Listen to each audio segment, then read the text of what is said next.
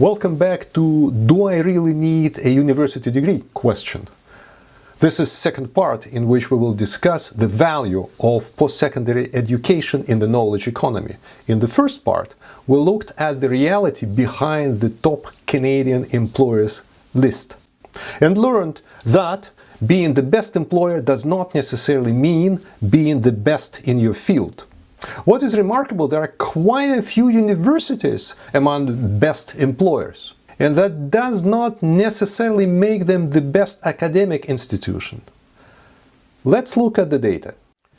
Only 300 out of almost 3,000 large Canadian organizations made it to the final list of best Canadian employers. 23 of the finalists are universities. Since there is less than 100 universities in Canada, this representation among best employers is excitingly high. But let me throw a monkey wrench into this. Universities that are highly ranked academically are well below the lesser known schools on the best employers list. One explanation of this apparent inconsistency is the difference between job satisfaction and engagement. Satisfied employees tend to leave positive reviews more often than their engaged counterparts.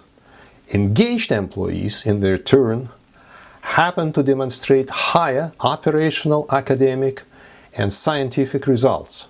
In one word, they demonstrate excellence, which propels the top universities up the academic ranking charts.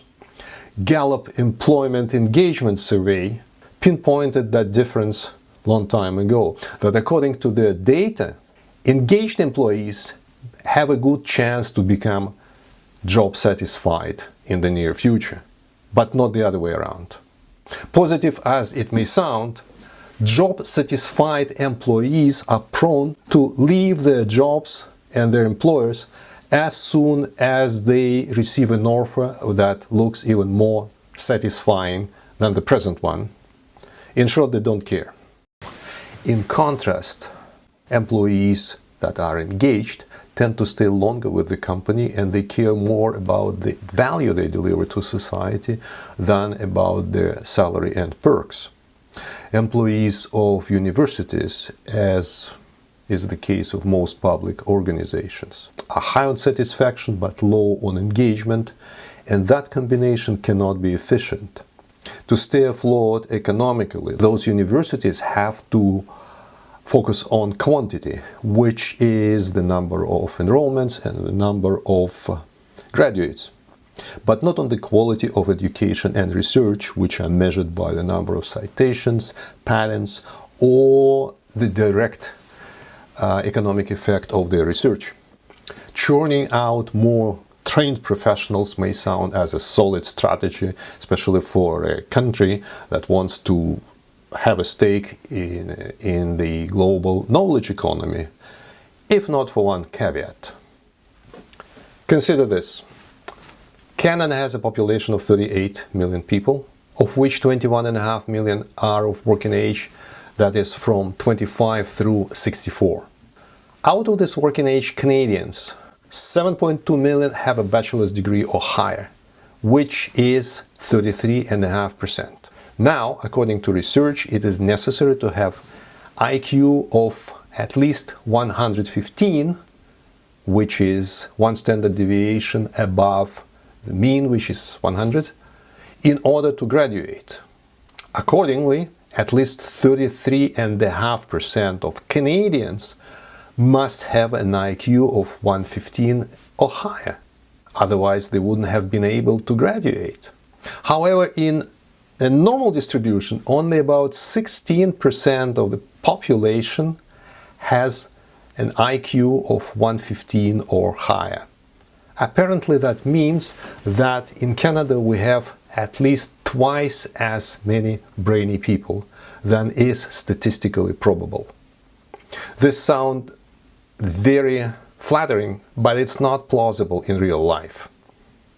If 33.5% of population obtained the university degree, then the actual IQ that enables one to graduate is around 106 only. With a heavy heart, I have to confirm that if someone tells you that your BA is nothing more than just bullshit added, most probably they are correct. Historically, people with IQ between 100 and 110 would attain a high school diploma with perhaps some form of post-secondary education, like a trade school. Not surprisingly, today many employers make a university degree mandatory even for the jobs that never had any such requirements. No surprise, because the university degree in reality has replaced what we used to know as a vocational diploma. The devaluation of university education cannot continue forever. It has already caused some sort of a market recession, and it will end up in a market crash of the higher education system in the coming years.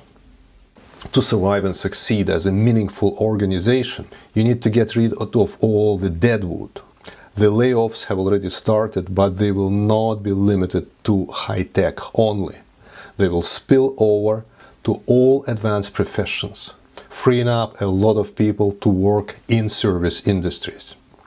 Becoming a well-known trade school is much more rewarding than stagnating as a no-name university. This will not only improve your brand, but also increase employee engagement of the people working for you. If you're a student or planning on going back to school, the future is bright. First of all, you should realize that you do not have to become part of the degree rat race. Of course, in the knowledge economy, in order to succeed, you need knowledge, but you need very specialized knowledge of very high quality. And this is something that most of today's universities do not deliver.